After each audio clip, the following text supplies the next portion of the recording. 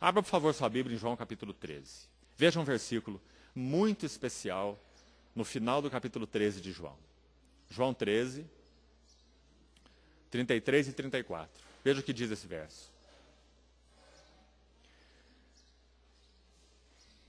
Você sabe o que está acontecendo no capítulo 13 de João? No capítulo 13 de João, o Senhor coloca os seus discípulos para dentro do cenáculo. Aquele lugar que ele preparou para com eles comer a última ceia. Quando ele coloca os seus discípulos para dentro, antes da gente destacar os versos 33 e 34 desse capítulo, olhe o primeiro verso, para você ver o que diz o primeiro verso do capítulo 13. O Senhor Jesus chama os seus discípulos para dentro do cenáculo. E João descreve no seu evangelho assim: tendo chegado a festa da Páscoa, sabendo Jesus que era chegada a sua hora de partir deste mundo para o Pai, tendo amado os seus que estavam no mundo, amou-os até o fim. Amou-os até o fim. Ou completamente é a expressão aí. Até o fim. Sabe como ele demonstrou esse amor? Tirou sua vestimenta de cima, amarrou uma toalha na cintura, cingiu-se com ela, tomou uma bacia com água e passou a lavar os pés dos seus discípulos. Todos, inclusive Judas, claro, inclusive Judas, que no conhecimento do nosso Senhor era o traidor e o nosso Senhor o sabia muito bem. Ele falou: o traidor está comigo à mesa. Então, o Senhor lava os pés dos 12 discípulos. Depois disso, ele tira a toalha, volta a vestir as suas vestes de cima e se coloca na mesa com seus discípulos e diz assim, faz uma pergunta: compreendeis o que eu vos fiz? Você se lembra? Nesse capítulo 13. Aí ele diz assim: se eu, sendo o mestre e o Senhor, vos lavei os pés, muito mais vós deveis lavar os pés uns dos outros. E se sabeis essas coisas, bem-aventurados sois, se as praticardes. Irmão, sabe o que, no meu entendimento, provocou a retirada de Judas depois dessa situação, dessa ocasião? Sabe que depois do Senhor lavar os pés dos seus discípulos, inclusive Judas, ele toma mais uma atitude. Quando ele vai partir o pão e servir para os seus discípulos, quem é o primeiro servido naquela mesa? Judas. A palavra diz que o Senhor toma o bocado molhado e oferece a Judas, porque ele é o anfitrião. Foi ele que convocou aquela ceia. Ele que preparou todas as coisas. Tudo estava absolutamente certo. Estava faltando apenas uma coisa: uma criada para lavar os pés daqueles discípulos. Quando eles entraram, eles não viram aquela criada. Porque quem tomaria o lugar daquela criada para fazer o serviço mais sujo, considerado o mais sujo, lavar aqueles pés imundos daqueles discípulos que andavam de sandálias por aquelas ruas fedorentas de Jerusalém. Então nosso Senhor assumiu aquela incumbência de lavar aqueles pés. E depois ele toma o bocado molhado e oferece a Judas aquele bocado. E João registra que logo depois que o Senhor ofereceu aquele bocado para Judas, Judas se retirou. E João diz assim: e era noite. Ele escreve isso 60 anos depois do fato ter acontecido, mas ele se lembra muito bem. E era noite. Sabe, irmãos, o que aconteceu com Judas? Judas não suportou o amor do nosso Senhor, diante dos desígnios que ele tinha no seu próprio coração, os seus desígnios de traição. O Senhor lava os seus pés, e o Senhor coloca o bocado molhado, o primeiro bocado, na sua boca. Então Judas não suporta aquele amor infindável do Senhor. Então ele se retira daquela ceia. E João diz: e era noite. E imediatamente depois, se você continuar lendo agora e chegar nos versos 33 e 34, olha o que o Senhor diz. Olha na sua Bíblia. Nisto conhecerão todos que sois os meus discípulos. No quê? Se tiverdes um bom conhecimento de doutrina. É o que está escrito aí? Não. Se tiverdes amor uns para com os outros. Observe o que ele disse nesse mesmo contexto. Logo aí, próximo verso. Ou verso anterior. Novo mandamento vos dou. Verso 33.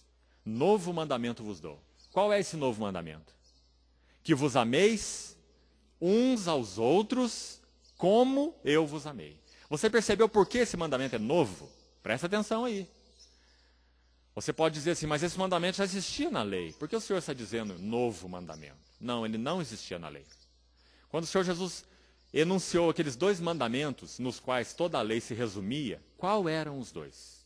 irmãos se lembram? Quando perguntaram para o Senhor qual era o maior mandamento da lei, o Senhor resumiu em 2. Quais são? Amarás o Senhor teu Deus de todo o teu coração. Aí ele diz assim, e outro semelhante a este é, amarás o teu próximo como? Presta atenção. Amarás o teu próximo como a ti mesmo. Ou seja, faça o bem para ele que você quer para você. É um nível razoável de amor, é um nível interessante, mas é muito, muito pequeno. Diante do que o Senhor está dizendo agora no capítulo 13, versículo 33. Perceba a diferença. Novo mandamento vos dou. No que ele é novo? Não amarás o teu próximo como você ama você mesmo. E fazer para ele tudo que você faria para você mesmo. Muito mais. O que mais? Vos ameis uns aos outros como eu vos amei. Você vê a diferença. Você vê por que é novo. Você vê porque não é o amar ao teu próximo como a ti mesmo. O Senhor está dando um novo modelo. Muito maior. Como que o Senhor nos amou? O que disse o primeiro versículo do capítulo 13, o mesmo contexto, o que disse? Tendo amado os seus que estavam no mundo, amou-os como? Essa é a medida. Até o fim. Ágape. Ágape. Qual é a marca característica do amor ágape? Sacrifício. Ágape é o amor que dá sem buscar nada em troca. Só dar. É amor de mão única.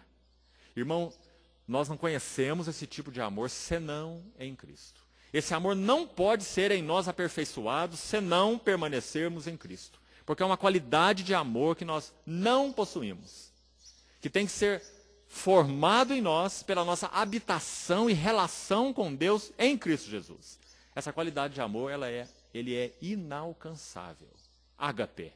É aquele amor que dá com uma mão e não tem outra, mesmo que escondida aqui atrás, camuflada, esperando um retorno. É um amor que dá em mão única. Ele apenas dá.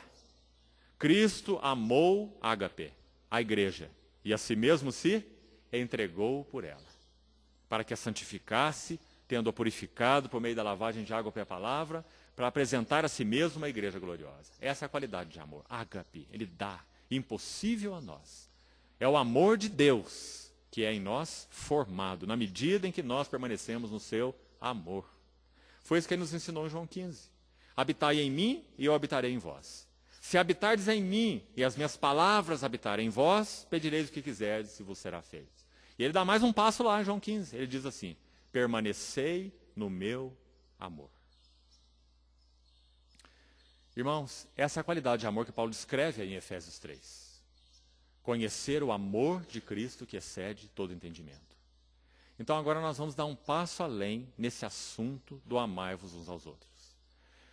Existem em torno de 50 referências no Novo Testamento que usa uma chave, uma pequena chave. Uns aos outros ou uns com os outros. Se você buscar uma concordância bíblica e procurar os versos a partir deste primeiro aí, João 13:33, novo mandamento vos dou, que vos ameis uns aos outros. Essa chavezinha, uns aos outros, ou uns para com os outros. Existem mais de 40 referências, quase 50, com essa chave no Novo Testamento. Por que tanta ênfase nesse assunto uns aos outros? Porque o Espírito Santo é prático. Porque Ele quer que nós tenhamos um olhar para a igreja, não apenas externo. Nos escolheu, nos elegeu, temos redenção, feitos herança, fostes selados. Mas Ele quer que vejamos a igreja por dentro. Qual a marca, a característica da igreja? Então, irmãos, se nós queremos seguir a verdade em amor e crescer em tudo para a maturidade, nós temos uma responsabilidade imensa como filhos de Deus. Arrependermos-nos diante do Senhor, considerando o ensino bíblico do uns com os outros, da mutualidade, e dispormos o nosso coração à prática. Porque o que o Senhor disse em João 13? Se sabeis essas coisas, bem-aventurados sois se as praticais. Não há bênção apenas em saber. Não há bênção em saber apenas. Para que a realidade da pessoa do Senhor, do que Ele é, seja formada em nós, nós temos que praticar aquilo que temos aprendido da parte do Senhor. Percebe isso, irmão? Entre saber e praticar, há uma diferença imensa. Assim como há uma diferença imensa. No mundo físico, entre cabeça e coração, a distância não chega a 50 centímetros. Né? Aqui da cabeça que compreende tanta coisa, até mesmo tanta coisa da palavra de Deus, e esse coração, 50 centímetros. Mas no mundo espiritual, a distância da cabeça para o coração é a mesma distância entre o céu e o inferno. Quando as verdades são retidas apenas no nosso conhecimento, é melhor que nós não tivéssemos conhecido. A não ser que nós obedeçamos a palavra de Deus. Pratiquemos aquilo que temos aprendido aos pés do Senhor e da parte do Senhor. Nós não podemos trazer as verdades conhecidas aqui como realidade aqui. Sabe o que acontece conosco? Resultado disso? Esquizofrenia, frustração. Nós não temos prazer em Deus, na palavra de Deus, no contato com o povo de Deus, na reunião do povo de Deus. A vida cristã para nós parece um fardo, não é? Se quisermos ser honestos, se formos honestos, e precisamos ser com Deus. Sabe qual a razão disso? As verdades estão apenas neste nível. Elas não estão no nível da realidade espiritual. Realidade espiritual. Sabe o que faz a ponte entre a verdade conhecida e a verdade revelada? Prática. Quando nós conhecemos, nós sabemos aquilo que o Senhor então requer de nós. Nós aprendemos aos pés dele, não na escola acadêmica, mas ele fala ao nosso coração. E ele fala 24 horas por dia, 7 dias por semana, 365 por ano. Ele não cessa de falar. Quando nós aprendemos aos seus pés, isso não é tudo. Quando nós colocamos em prática aquilo que o Senhor tem requerido de nós e nos ensinado, aquela sabedoria, aquele entendimento, ele passa do nível de compreensão para o nível de realidade espiritual. Irmãos, percebe a diferença disso? Isso é formação de caráter. O caráter de Cristo é formado em nós assim.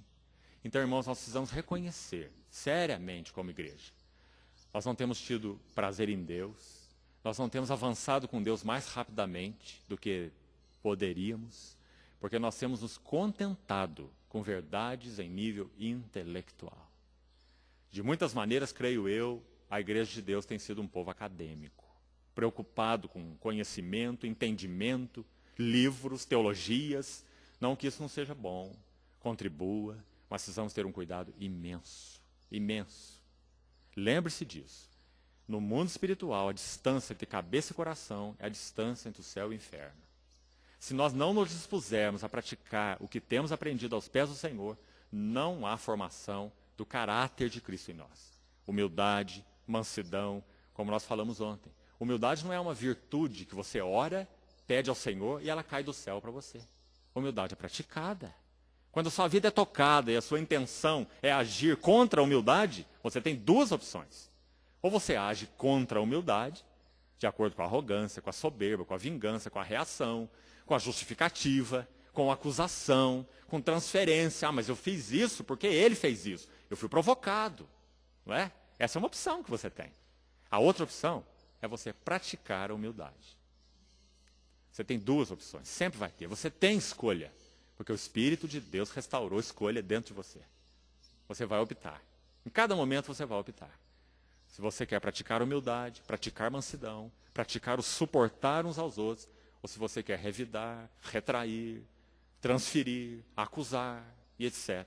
Tantos mecanismos. Né? Tão prático, irmãos, tão prático. Então o Senhor Jesus diz, sabeis essas coisas?